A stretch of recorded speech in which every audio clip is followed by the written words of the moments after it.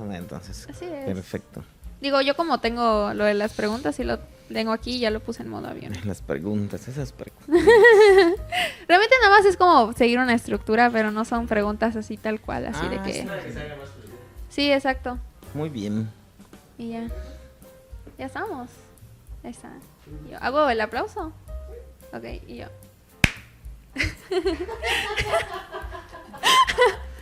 Bueno, es que a mí no me sale muy bien. Pero... Ahí está. Bueno, buenas tardes. Muchísimas gracias por estarnos acompañando en un capítulo más de Chismearte. Gracias por sintonizarnos nuevamente, y aquí estamos con un invitado muy especial y va a ser un capítulo muy interesante porque tenemos de invitado al maestro José Paul o Mashka. Qué bueno que está aquí, maestro. Muchas gracias. Muchas gracias por la invitación.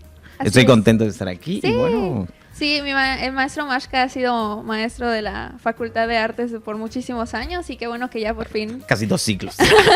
Así es, y qué bueno que ya está aquí acompañándonos en un capítulo de Chismearte. ¿Cómo está? ¿Cómo se siente? Bueno, reitero mi agradecimiento por la invitación, gracias. Y sí, he estado siendo profesor de arte, pero no por 2 siglos, en realidad. Estoy por 15 años más o menos en la licenciatura, formando estudiantes de estampa. Perfecto. Que es parte de las asignaturas que tienen que cursar en la licenciatura los estudiantes. Sí, yo ya tomé estampa, muy, muy buena materia, por cierto. Pero bueno, aquí que está aquí con nosotros, preséntese, más o menos qué se dedica. Ya dijo que es maestro de estampa, pero compártenos cómo empezó su trayectoria artística, todo eso. Compártelo, maestro. Bueno, pues yo soy José Paul Mashka y me dedico básicamente a 3 áreas: el dibujo, la pintura y el grabado. Uh-huh. Y depende de los contextos en los que he vivido, pues he estado trabajando. Aquí creo que mi producción básicamente ha sido, digamos, abundante, ha sido en gráfica. Claro. Xilografías. Uh-huh. Y bueno, ¿qué más? Sobre mis inicios. Sí. Me preguntaba sobre mis inicios. Sí, ¿cómo empezó su carrera artística? Ay, pues ya sabes, pues, loco, ¿por qué más? Todos los que estamos aquí en artes, pues estamos así empezamos todos. Y así nos tachan también, ¿no? Un poquito. Más sí, bien claro. es como la idea que tienen. Sí. Y en cierta forma lo somos. Uh-huh. Pero, bueno, uno decide estudiar. En esa época, cuando decidí estudiar, no había. Claro. No habían escuelas. Habían talleres, eso sí. En el caso de Bellas Artes, por ejemplo. Y asistí un tiempo hasta que me corrió el maestro Juan Ramón Cham. Híjole, terrible. Pero es que cuando uno es joven también ocurren cosas. Pero estuvo bien porque muchos años después me encontré al maestro. Ya después de graduarme como maestro en la UNAM, me lo encontré y platicábamos sobre eso. Y me dijo que lo hizo adrede. Oh. Porque si no te ibas a quedar aquí. Pues sí, y entonces uno va buscando opciones. En esa época estoy hablando del 97, cuando decidí buscar opciones para estudiar, digamos ya una carrera. Y bueno, esos fueron mis inicios. Okay. Que todo el tiempo, un tiempo que estuve pintando. Por ahí tengo una carpeta de obra que estaba revisando, fotografías análogas que digitalicé. Okay. Entonces aparecen unas pinturas antiquísimas, como de 1997, wow, de ese año. Con temas religiosos, porque en una ocasión los frailes nos invitaban, solo se organizaban a veces eventos culturales allí, o eventos, digamos, artísticos, y incluían la pintura, y organizamos por ahí una exposición con el tema de San Felipe de Jesús, porque los frailes pertenecen a la provincia de San Felipe de Jesús. Y bueno, ¿y por qué conozco eso también? Porque mis inicios también debo reconocer que pues tengo, pues los frailes me educaron en cierta forma. Fui Marcelino Pan y Vino. ¡Oh, wow! Eso no me la sabía. No, pero no es chismearte. Sí, exacto.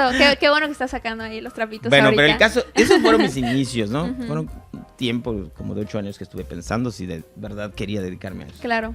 Y a volverme loco por completo. Y finalmente sí, es un poquito mis inicios, ¿no? Antes de ingresar a la escuela. Claro. Usted ya tiene un estilo bastante característico, muy marcado. Ahorita que está mencionando sobre sus pinturas, realmente no me las puedo imaginar porque yo ya las tengo así como muy especificado en su grabado. Pero su estilo, ¿cómo ha ido evolucionando? ¿Cuáles son los artistas que lo inspiraron? Y cómo ha ido yendo en ese camino de especializarse. Pues en términos de pintura, Pues es que ocurre una cosa curiosa. Yo ingreso a la escuela y cuando veo un torculo dije, wow, ¿qué es esto? Una maravilla. Era una cosa novecísima para mí. Pero bueno, el detalle es que el plan de estudios que yo cursé, pues básicamente llevas 2 talleres obligatorios y optativos. No te obligan a cursar todos los talleres, ¿no? Escoges 2 y yo me fui sobre esas 2 áreas, pintura y estampa. Claro. Pero estaba comentándote algo importante, ¿no? De cómo fue la evolución de mi trabajo. Sí. Entonces es chistoso lo que quería comentar porque en la licenciatura me graduó con una tesis que tiene que ver con pintura matérica. De hecho, hice pintura matérica. Puede revisar las tesis, ahí está, ponen mi nombre en la Biblioteca Central del UNAM, por mi nombre o por el título. Pero básicamente con el nombre y salen las 2 tesis. Pero bueno, la pintura evolucionó de esa manera porque yo era figurativo. Y resulta que el día de mi examen, pues se enojó uno de mis maestros porque cambié la forma en que estaba trabajando. De hecho, hacía retratos. Voy de lo figurativo hasta lo abstracto, ¿no? Claro. Entonces es un poco la evolución que tengo. Pero claro, desde mis inicios, básicamente el dibujo eran cosas que se me daban mucho. Y se me siguen dando, espero, ¿verdad? Claro. Claro que en la casa me dicen, ¿qué te pasó? Antes dibujabas bien. No. Pero porque vas cambiando de acuerdo a los contextos, ¿no? Totalmente. Sí, y de ahí, por lo que está explicando, o sea, sus estudios realmente no los hizo aquí en Yucatán, los hizo en la Ciudad de México. ¿Cómo es que se viajó para allá? ¿Cómo fue su experiencia estudiando allá? También sabemos que usted fue fue un becado estudiando allá, ¿no? Y fue de los primeros en... ¿Quién les contó ese chisme? Y yo, asu. No se crean. Pues fue una cosa chistosa también. Ese año del 97 fue decisivo. Tomó la decisión y al año siguiente, en 98, un amigo me invita a cursar talleres de pintura, creo. En los centros, esos centros que tiene ahí Bellas Artes, pero que son como... O sea, no era la licenciatura. Entonces yo llego ese año, pero así, parece... Eso sí es real lo que les voy a contar.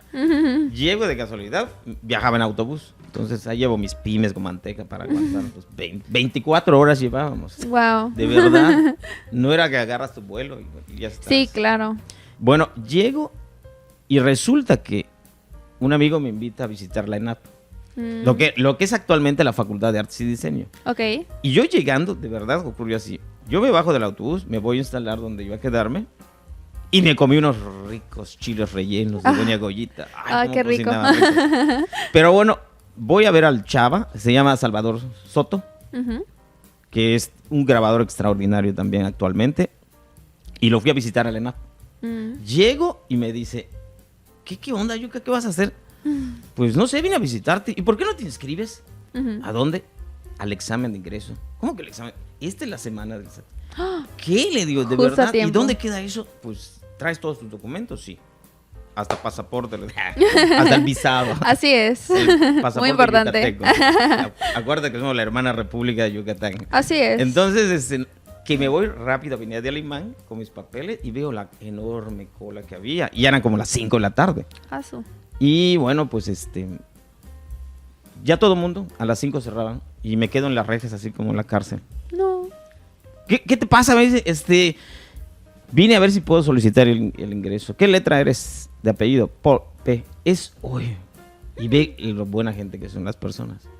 Y me dice, ven mañana, yo voy a estar en la puerta, trae todos tus documentos y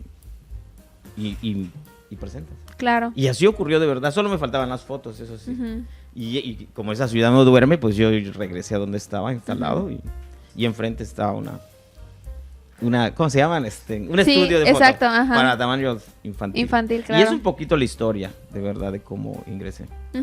Y luego presentas el examen y te quedas y digo, ¿y ahora qué hago? ¿Ahora qué va a pasar? Claro. Exacto, es un poquito la historia de cómo ingreso. Pero también me preguntabas acerca de cómo ha evolucionado su estilo, igual desde que es estudiante, todo lo que aprendió en la escuela, y luego aparte comentaba que fueron como que sus obligatorias era pintura, grabado. ¿Cómo empezó a redirigirse? Entonces, lo que hice fue estar trabajando constantemente. Trabajaba pintura y trabajaba. Por ejemplo, las imágenes que se ven en mi tesis de licenciatura es una serie de pinturas. En esa época no había recursos. económicos todavía, ni siquiera tenía becas. Pero bueno, también tengo que mencionar algo importantísimo aquí. Con los materiales que tenía a mano, usaba Mowilit o acetato de polivinilo como pegamento y era un material muy versátil. Empecé a usar texturas, recortes de tela. Por ahí pueden ver las imágenes. A mí me gustaron mucho, las pinturas se quedaron. Claro. En la Ciudad de México y no sé si están extraviadas, ¿verdad? Pero tengo las fotografías. Y es un poquito, empecé desde algo muy figurativo, casi hiperrealista, hasta cuestiones abstractas. En este caso, matéricas. Y me preguntabas también de quiénes me influyeron. En esa etapa, yo estaba revisando la obra de Jean Dubuffet, el pintor, el del arte en bruto. Y me encantaba la parte matérica, esa parte táctil que explora el pintor. Y eso fue súper decisivo. Estuve leyendo un catálogo, de hecho, se traduje algunos textos que incluyo en mi tesis. Wow. Sobre todo esta mirada primitiva que tienen los seres humanos. Es un poquito, digamos, esto que va influyendo en la parte matérica de mi pintura. Y también los recuerdos, porque acuérdate que somos seres humanos. Y el arte tiene que ver con sentimientos y emociones. Como no tenía recursos, ya tenía estos materiales y bueno, fue una cosa increíble porque fui aglutinando.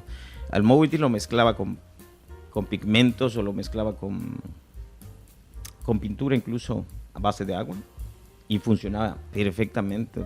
Uno puede hasta frotar la pintura, hacer frotage y generar unas texturas increíbles. Bueno, me emociono cuando pienso en eso. O sea, estoy recordando nada. Pero decía que tiene que ver con las emociones, sentimientos y recuerdos. El arte es eso. Y entonces, ¿cómo mezclar? Digo, ¿qué voy a hacer si no tengo tanto material? Perfecto, me acordé que mi papá es albañil. Y me acordaba de que sus pantalones, aunque los lavara, los de mezclilla, se le quedaba ahí una pátina o el mismo cemento a la hora del colado. Y por eso empecé a usar estos materiales que no son, digamos, ortodoxos o clásicos. Me fui por otro tipo de materiales para hacer ese tipo de texturas y jugar con ellos. Entonces, ¿ves cómo se mezclan los recuerdos y las vivencias? Claro. Y son cosas que van ocurriendo. Incluso, hablando de esto, Paul Klee, en sus diarios, menciona eso, que cuando no tenía materiales, porque él también dice que padeció hasta hambres. Claro. Entonces, que hasta alucinaba. Entonces, él usaba material, papel de embalaje, para preparar sus soportes para pintar. Entonces, eso también nos ayuda mucho. Leer textos de los artistas me ha ayudado muchísimo. O sea, de los diarios de Cataluña, por ejemplo, de Joan Miró, que me encantaron también. Entonces, uno va reciclando sus ideas. Es como una espiral, más que un círculo, ¿no? Que es ascendente. Entonces, vamos jalando ideas y vamos mezclando. Entonces, es un poquito. En cuanto a pintura. Claro. En la gráfica ocurrió otra cosa. Fue otra onda, Sí, en la evolución que tuve en gráfica, esa fue diferente. Porque son dos disciplinas. Exacto. Que se complementan a veces no, o por separado. Sí, totalmente. De hecho, le iba a preguntar ahorita que, o sea, esas técnicas de pintura, ¿usted las mantiene? ¿O ya se ha dedicado completamente a lo que es la estampa?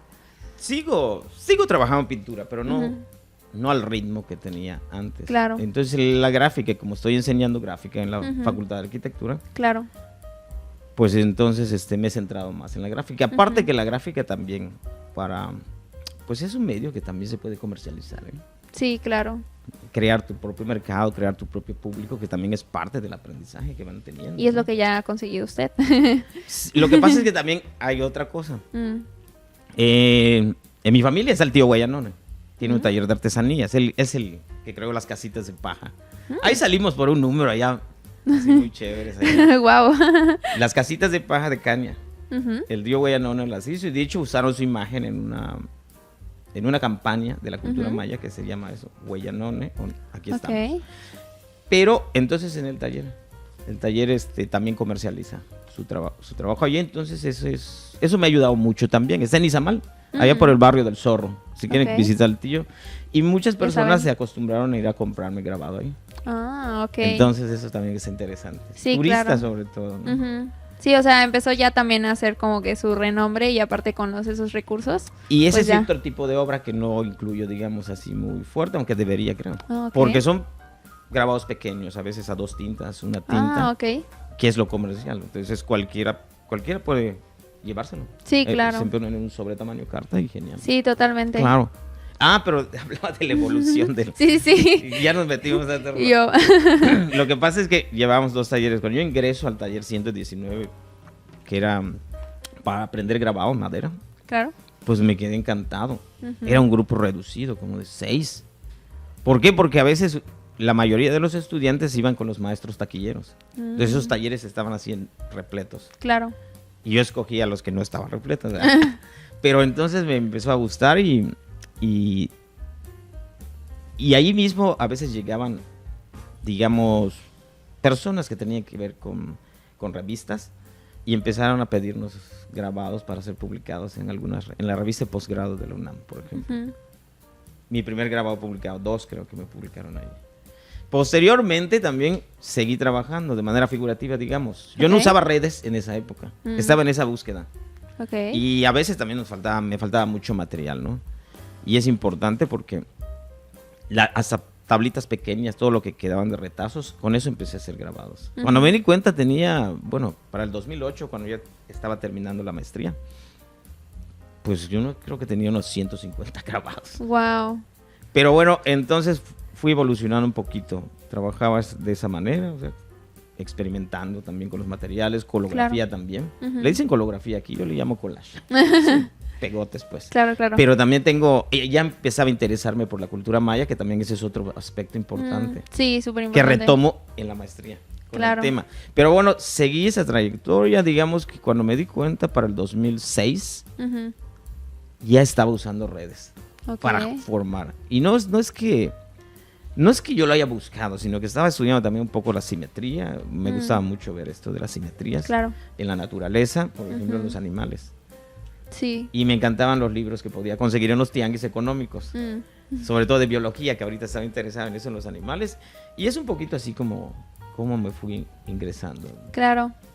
O internando en esto de las rejas que uso para generar este... Sí, de estar agregando todos esos elementos a su obra, ¿no?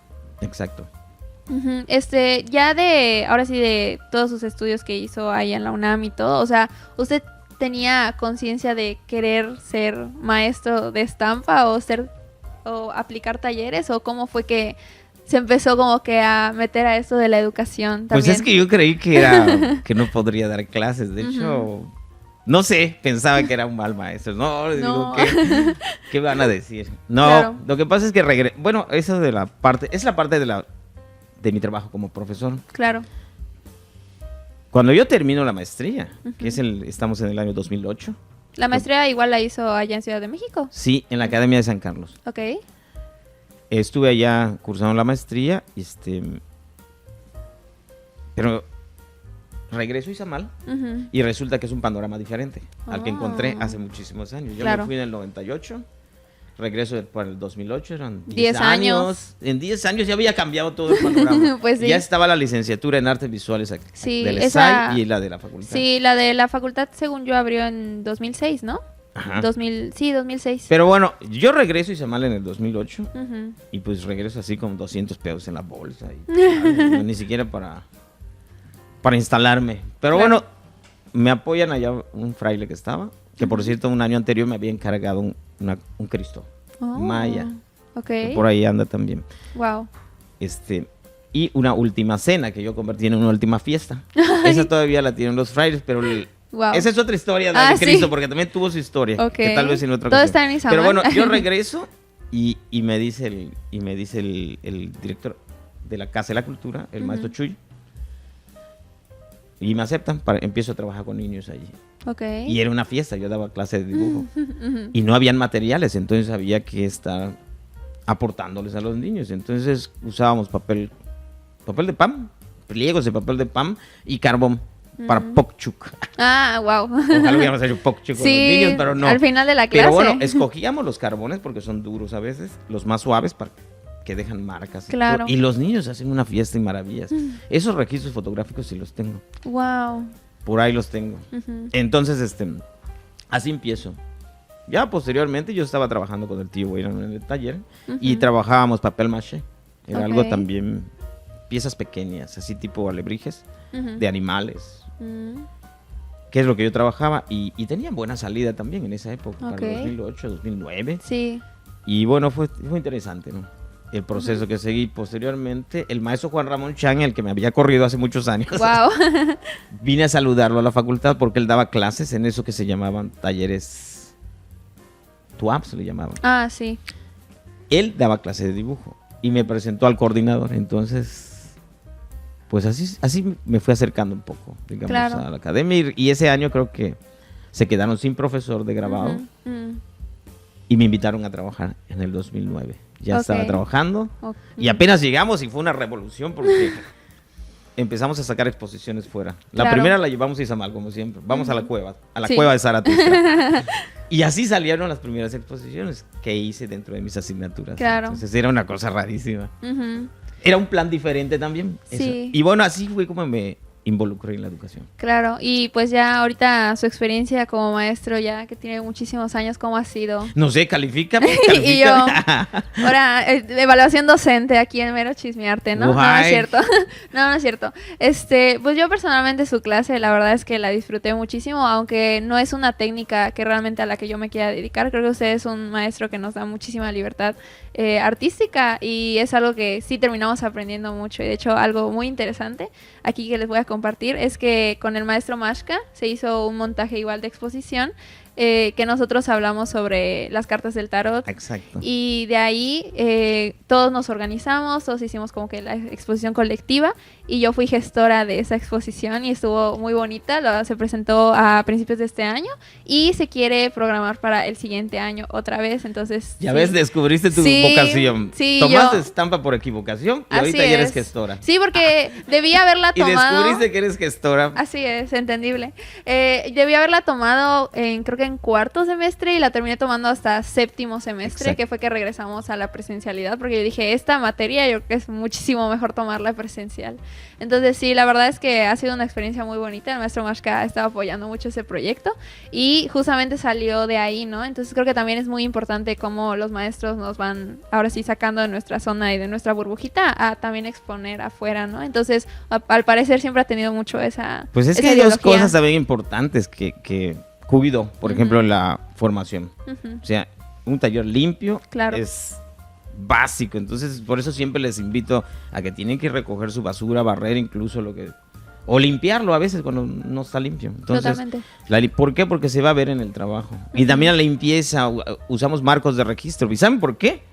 Por la cantidad de estudiantes que tengo. Claro. A partir de este año, el semestre pasado, por ejemplo, eso sí puedo platicarlo, 80 estudiantes divididos en 4 grupos. 2 de estampa en relieve y 2 de estampa en hueco. Wow. Más tuve a los adultos, educación de adultos mayores también, que eran 5. Entonces, 80, imagínense. Sí, y aparte del si espacio. Todos trabajaran placas de distinto grosor, distintas medidas, sería un caos. Y solo tenemos 3 tórculos. Pero trabajar proyectos individuales es complejo. Entonces, lo que hacemos es una carpeta de obra, básicamente. Claro. Por grupo. Entonces eso funciona re bien porque uniformizamos el formato de papel, el formato de placa y aparte usamos un marco de registro para que aprendan a utilizar color. Claro. A veces algunos grupos llegan a ver hasta collage, pero no, holografía pues. Pero muchos grupos no llegan. Entonces yo respeto también, si se han dado cuenta, el ritmo de cada estudiante, imagínense. Sí.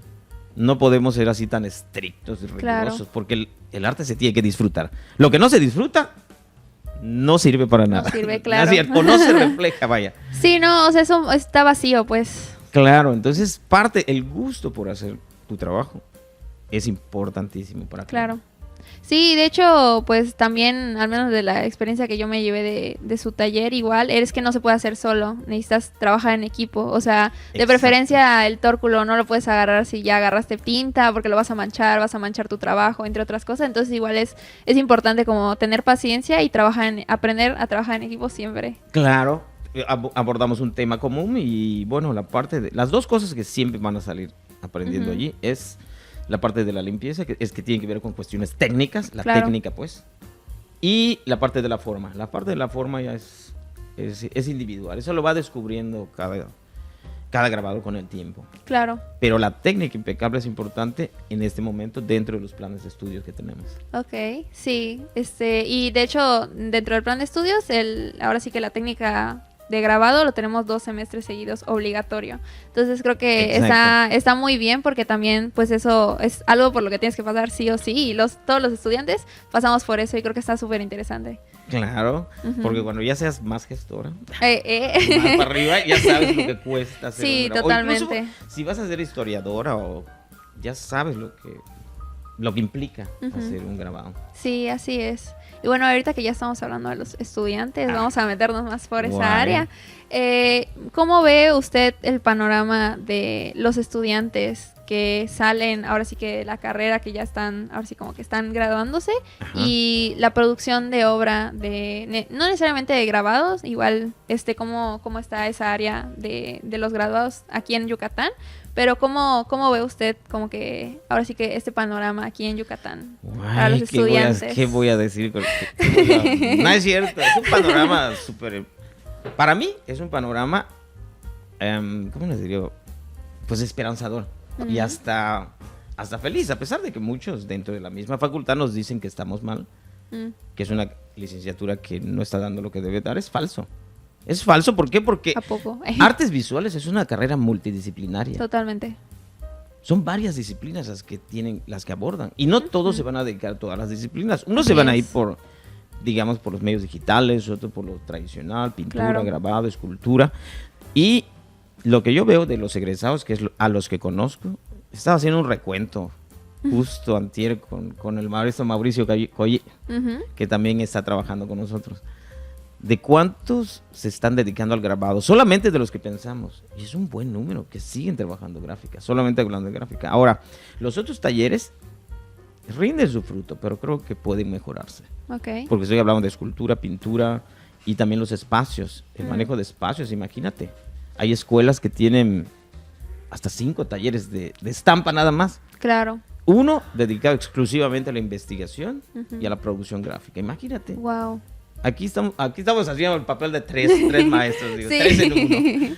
¿Por qué? Porque sigo produciendo, sigo haciendo incluso tirajes actualmente de mi obra y aparte enseñando. Entonces, pero bueno, eso es parte del... Pero hablando de los estudiantes, hay muchos ya posicionados en el ámbito de la cultura y la educación. Por ejemplo, recuerdo a 2 que 3 que están trabajando como profesores de educación artística en la SEP. Wow. Y de que han escalado. ¿Por qué? Porque primero presentaron su examen y ganaron su base en horas. Otros no, otros han sobresalido en la pintura de manera individual. Otros no, hay una estudiante que está terminando su doctorado. No sé si ya se graduó. Wow. Entonces eso implica o nos da un panorama de qué resultados se están dando. Entonces yo creo que no se volvieron maleantes ni nada. Claro, sí. Y continúan relacionando la carrera con otras áreas. Totalmente. Incluso hay algunos que están estudiando sus maestrías y doctorados actualmente. Entonces yo pienso que los estudiantes van bien. Van bien. O sea, son el resultado de un plan de estudios. Claro. Hecho por profesores, por todo un cuerpo académico. Sí. O sea, sí considera que saliendo de la licenciatura hay trabajo. Es probable porque se están abriendo campos. Cuando empezó la licenciatura no había muchos espacios de exposición, excepto los clásicos, ¿no? Que son los más fuertes, el Macaya, el Olimpo. Pero se están abriendo espacios como en cafés, por ejemplo.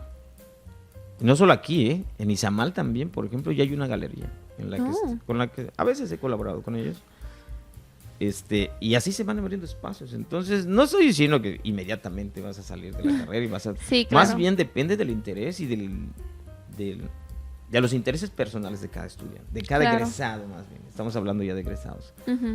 Y muchos se han dedicado a la producción, te repito, otros a la educación, otros continuaron estudios. Entonces yo pienso que ha sido favorable. Claro. Para los estudiantes las reformas que hemos tenido. Sí, claro. Entonces vamos a tener trabajitos saliendo. No se preocupen, todavía se puede. No es cierto. Pero no. Y yo espero que sí. No estoy diciendo que van a tener trabajo. Por favor, eso no lo dije yo. Y yo cualquier cosa el maestro Mashka es responsable, ¿no es cierto? Yo digo que la licenciatura les da totalmente. Sí, claro. Oportunidades de desarrollar alguna de esas 4 áreas que tiene la licenciatura, que es la creación, la gestión la investigación. Sí, claro. Sí, realmente también tiene mucho que ver. Ahora sí que el estudiante, pues, sí salga e investigue y esté como que interesado igual en salir adelante, ¿no? Creo que es una parte muy importante, pero al menos yo, todas las personas que conozco de la facultad, sí lo hacen y sí nos esforzamos mucho, y más por tener maestros como usted que nos apoyan y que sí nos hacen salir adelante. Es muy, muy importante eso, así que ya para ir casi finalizando, maestro, la pregunta del millón. Ay, ¿y ahora? ¿Ahora con qué me vas a salir? No, ¿de dónde sale su nombre artístico? ¿Nos puedes contar un poquito por qué surgió el nombre de Mashka? Pues es una palabra que se usa mucho en Izamal. Si ustedes van a cualquiera le van a decir Mashka. Pero pues llegan a decírtelo y yo lo adopté. Okay. Solamente que le di un sentido de acuerdo a las palabras que tiene. Una es Ma'ash, monorania.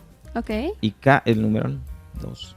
Claro que esta palabra se escucha en otros, como Mashkanu o Temash, que también tiene relación con el monorania. Ok.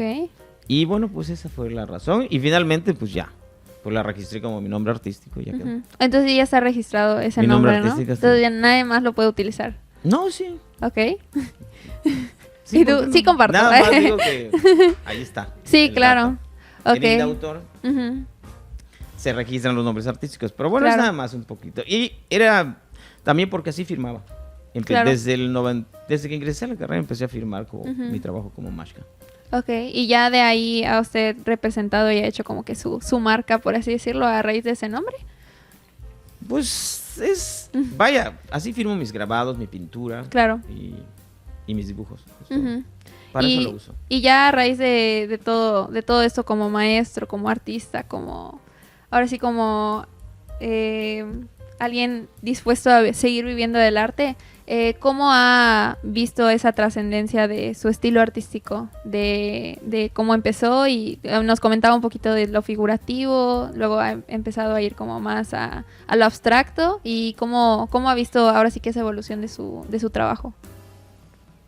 Yo veo natural, es parte del proceso de cualquier creador, ¿no? Claro. Esa búsqueda constante, continua, no termina.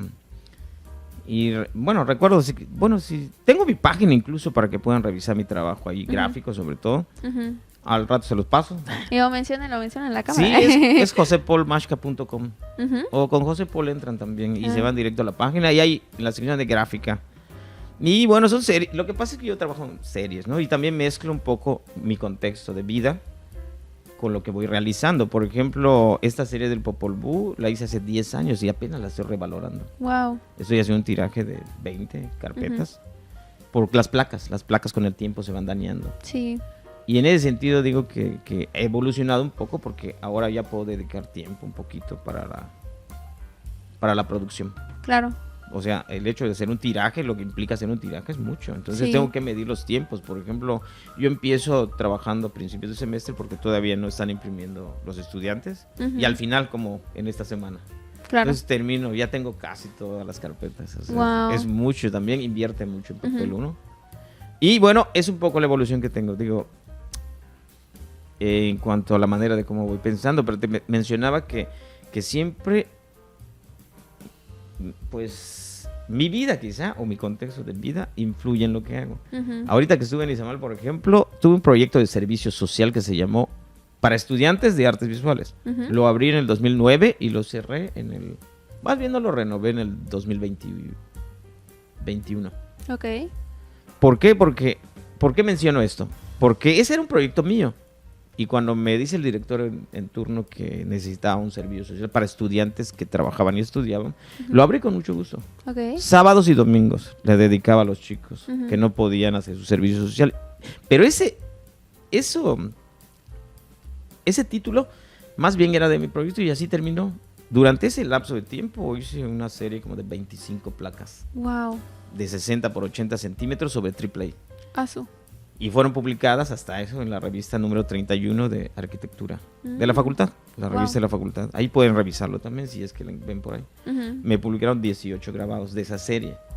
Pero es el resultado. Lo que te menciono es esto, que a veces hago proyectos, estoy trabajando, pero estoy produciendo. Totalmente. Y no es algo inmediato. ¿Por qué? Porque el grabado tiene un ritmo. Y de acuerdo también a mi contexto, pues voy mediando los procesos de cada grabado. Claro. Estaban grandes. Estaban Sí, grandes. se escuchan 60 por grandísimos, 80, claro. entonces estaba usando papel de 1 metro por 80 por 1 metro para tener un margen. Me gusta que tenga un margen pues, razonable. Claro. Pero ahorita estoy pensando ya en el tiraje para el siguiente semestre. Son 25 placas. Wow. En este caso serían solo 10, tal vez. Eso estoy viendo. A ver si no me tengo que prostituir para conseguir un poco de... Pero no se crean. Sí, a veces hay de dónde conseguir recursos. También hay opciones de papel. Recuerden que también el papel es importante. Claro. Para mi obra. Hay días, a veces que no, digo. Pero muchas veces sí, digo, cuando son obras que vienen. Entonces ese fue un contexto. De esa serie continúo con otra serie que se llama Amarillo a mano. Porque la otra es en grande y a una tinta negra. Claro.